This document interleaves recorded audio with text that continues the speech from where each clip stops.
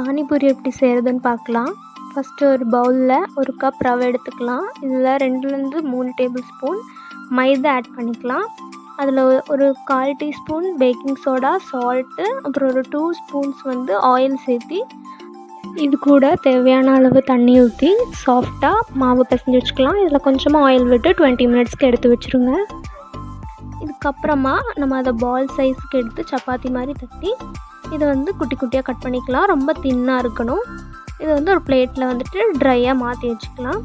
அப்புறம் எண்ணெய் சூடானதும் இதை ஒன்றா போட்டு நம்ம டீப் ஃப்ரை பண்ணிக்கலாம். இது நல்லா கிறிஸ்பியாக இருக்கணும். மேலே அமுத்தி கொடுங்க இந்த பால்ஸ் மேலே. அப்போ தான் நல்லா ரவுண்டாக வரும், இல்லைன்னா சப்பையாயிடும். நல்லா ஃப்ரை ஆனதும் நம்ம ஒரு பவுலுக்கு மாற்றிடலாம். நெக்ஸ்ட்டு பொட்டேட்டோ ஸ்டஃபிங் பண்ணலாம்.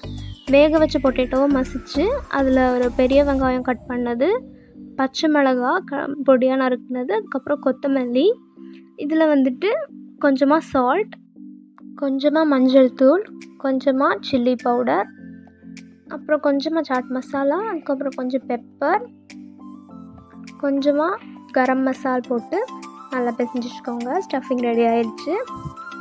டேமரின் சட்னி பண்ணிக்கலாம். இதுக்கு புளி ஊற வச்சுருக்கேன்.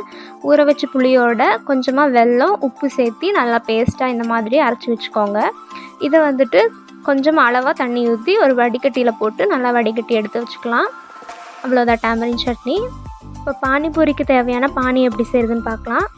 1 கை அளவுக்கு புதினாவும் 1 கை அளவுக்கு மல்லி இலையும் நம்ம எடுத்துக்கலாம். அதில் 2 பச்சை மிளகாய், அதுக்கப்புறம் ஒரு 2 துண்டு இஞ்சி, இது கூட கொஞ்சமாக சாட் மசாலா ஆட் பண்ணிக்கலாம். இது கூட இப்போ நம்ம செஞ்சு வச்ச டேமரின் சட்னி கொஞ்சம் ஆட் பண்ணிக்கலாம். இது நம்ம நல்லா பேஸ்ட்டாக அரைச்சி எடுத்துக்கிறோம். அதுக்கப்புறமா வடிகட்ட போகிறோம். இது ஒரு வடிகட்டியில் ஊற்றி தேவையான அளவுக்கு தண்ணியும் ஊற்றி நல்லா வடிகட்டி எடுத்துக்கலாம்.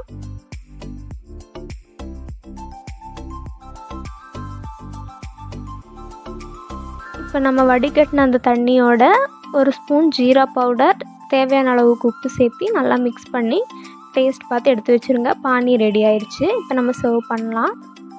ஒரு பூரி எடுத்து அதுக்குள்ளே நம்ம செஞ்சு வச்சுருக்கிற பொட்டேட்டோ ஸ்டஃபிங் வச்சு அதில் கொஞ்சமாக டேமரின் சட்னி ஊற்றி கொஞ்சமாக ஆனியன் வச்சு பானி ஊற்றி நம்ம சர்வ் பண்ணிக்கலாம்.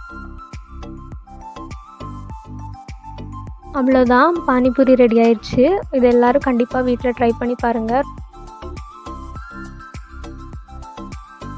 இந்த சேனல் உங்களுக்கு பிடிச்சிருந்ததுன்னா ஷேர் பண்ணுங்கள், சப்ஸ்கிரைப் பண்ணுங்கள்.